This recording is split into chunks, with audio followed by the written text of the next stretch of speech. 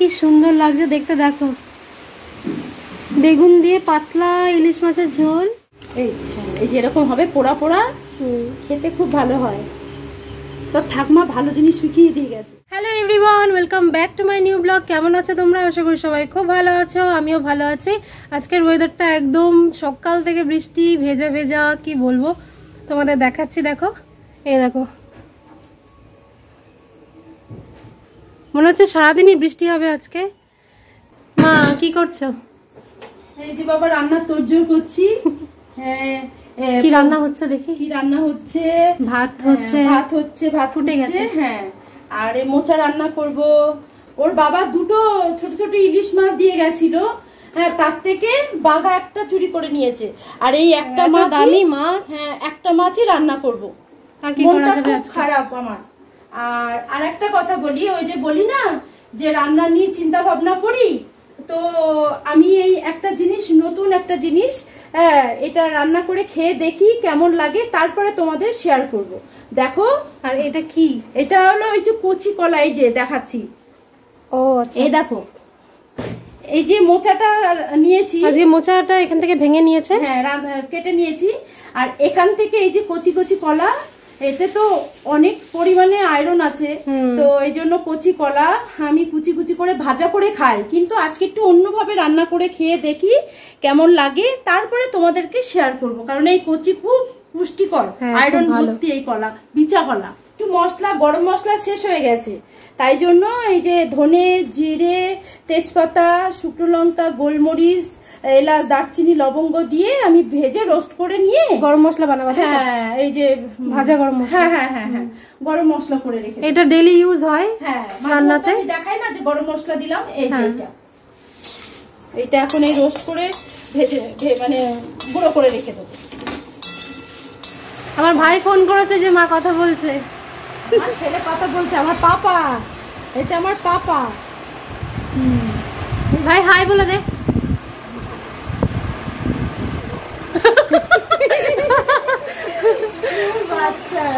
ভাই বলে মুখ করছে, সবাই দেখছে কিন্তু তোর এই মুখ। মুখ ভাঙাচ্ছে মাকে। মা এরকম করে কান্না করে ভাইয়ের জন্য মাঝে মধ্যেই। মা এবার ইলিশ মাছটা রান্না করবে,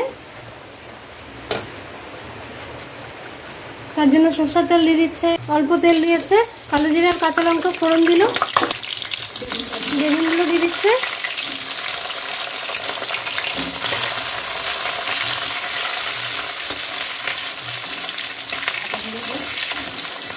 এবার একটু ভাজা ভাজা হবে।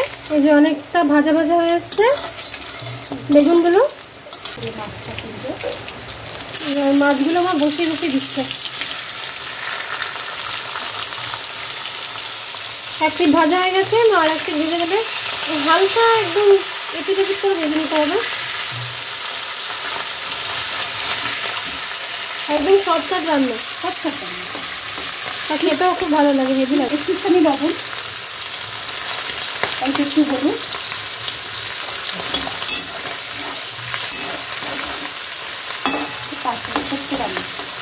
এবার এই জল দিতে।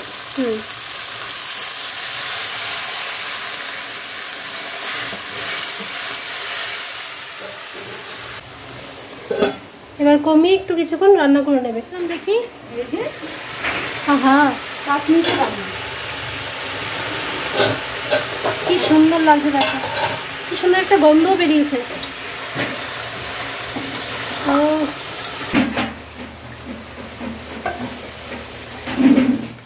কি সুন্দর লাগছে দেখতে, দেখো বেগুন দিয়ে পাতলা ইলিশ মাছের ঝোল, হেভি টেস্টি, একটা সুন্দর গন্ধ বেরিয়েছে। এরকম ভাবে বাড়িতে রান্না করবে, হেভি টেস্টি হয় খেতে। আর এখন মা এটা রান্না করছে, এটা আগে আমরা খেয়ে দেখি কেমন লাগে, তারপর তোমাদের সাথে শেয়ার করব। আজকে নতুনভাবে মা রান্না করছে এটা। দেখো এই রেসিপিটা কি দারুণ হয়েছে। কুমড়ো ফুল আমার তো প্রিয় একটা জিনিস, তোমাদের কেমন লাগে বলো।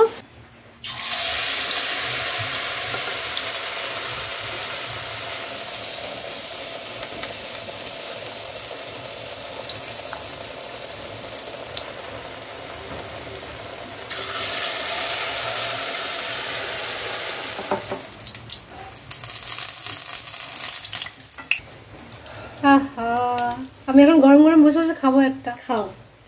হ্যাঁ, তোমার বউ তোমাকে ভেজে দিল।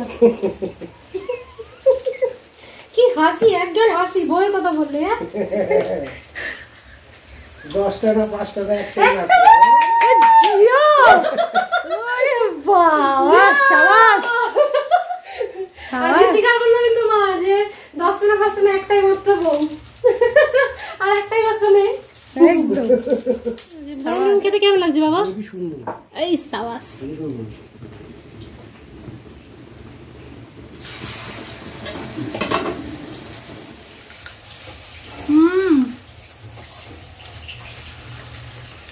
গরম গরম কুমড়ো ফুলের বড়া মজাই আলাদা। খেতে বসে গেছি।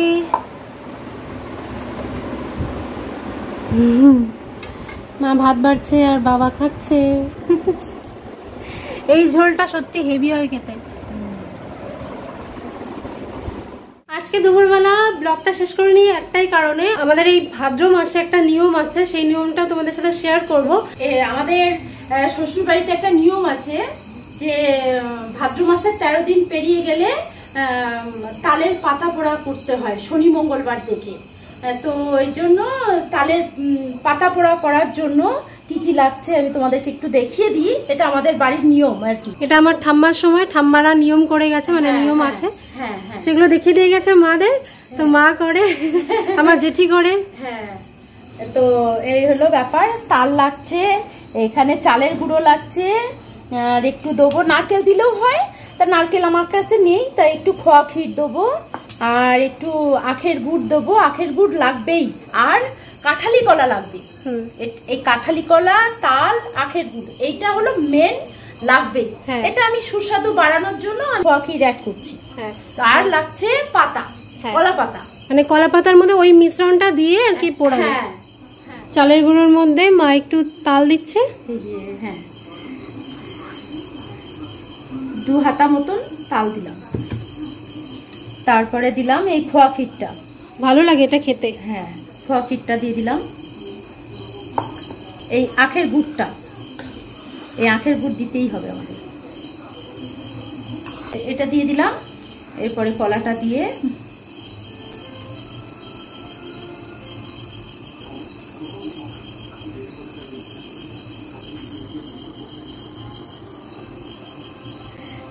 এটা দিয়ে ভালো করে এখন মেখে নেব।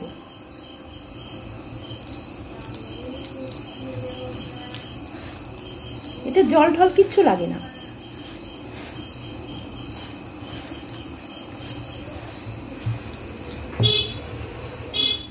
এই যে মাখানো হয়ে গেছে, এবার 10 মিনিট থাকুক। আচ্ছা, এবার এই পাতাগুলো মা একটু আগুনের মধ্যে ছেঁকে নেবে, ধুয়ে পরিষ্কার করে রাখা আছে।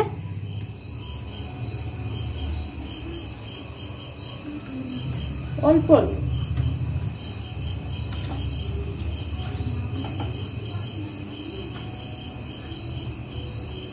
হাতে লাগছে না তোমার? না না, আমাদের কাজ করতে করতে হাত হয়ে গেছে শক্ত। তোমাদের মতো নরম হাত তো না বাবা। একটুখানি হাতের মধ্যে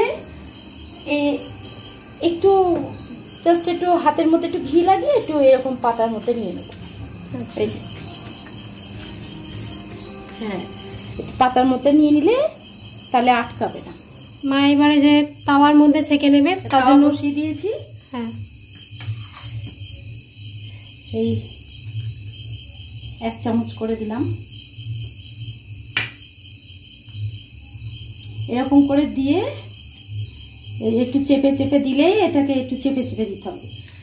একটু হালকা হাতে একটু চেপে চেপে দিতে হবে, দিয়ে এই যে বসে দিতে হবে।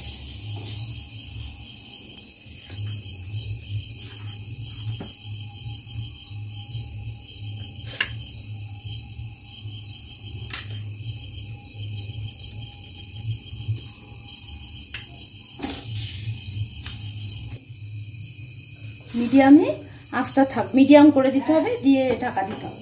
5 মিনিট থাক, আবার উল্টে দেব। 5 মিনিট পর চলে এসেছি। এবার এটাকে একটু উল্টে উল্টে দিচ্ছি।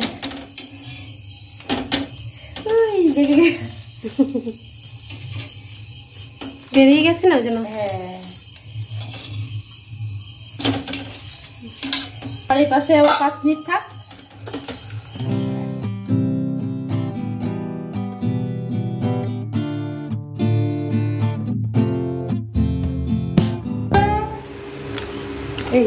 এই যে এরকম হবে পোড়া পোড়া, খেতে খুব ভালো হয়। তোর ঠাকমা ভালো জিনিস শুকিয়ে দিয়ে গেছে। সত্যি তাই, এইসব জিনিস তো হারিয়েই গেছে। আমার বউ করলো কিন্তু। হ্যাঁ, হ্যাঁ, খেয়ে দিয়ে নিয়ে ভালো করে বলবো যে কেমন হচ্ছে। ভালো হলেও বলবো, খারাপ হলেও বলবো। তোমার মায়ের রেসিপি, তোমরা তো এগুলো অভ্যস্ত আছো খাওয়া। না, ভালোই।